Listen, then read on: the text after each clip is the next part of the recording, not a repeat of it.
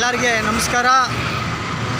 Summer ಅಂತ ಹೇಳಿಬಿಟ್ಟು ಜಾಸ್ತಿ ಲಾಂಗ್ ಜರ್ನಿ ಮಾಡೋದು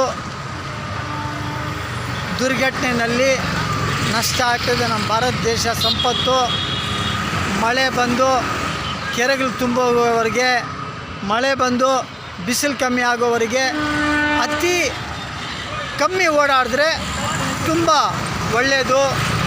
ಸುಮಾರು 500 ಕಿಲೋಮೀಟ್ರು, 1000 ಕಿಲೋಮೀಟ್ರು ಈ ದೊಡ್ಡ ದೊಡ್ಡ ಲಾರಿಗಳು, ಟೂರಿಸ್ಟ್ ಬಸ್ಸುಗಳು ಹೋಗ್ತದೆ ಲಾಂಗು.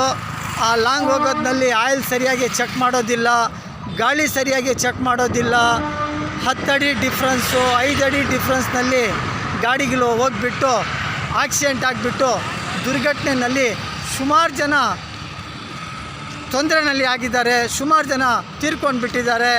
ಅದರಿಂದ ಆಗಿದಷ್ಟು ನಿಮ್ಮ ಜಾಗದಲ್ಲಿ ನೀವು ಸೇಫಾಗಿದ್ದರೆ ತುಂಬ ಒಳ್ಳೆಯದು. ನಮ್ಮ ದೇಶ ಸಂಪತ್ತು ಗಟ್ಟಿಭದ್ರ ಮಾಡಿ.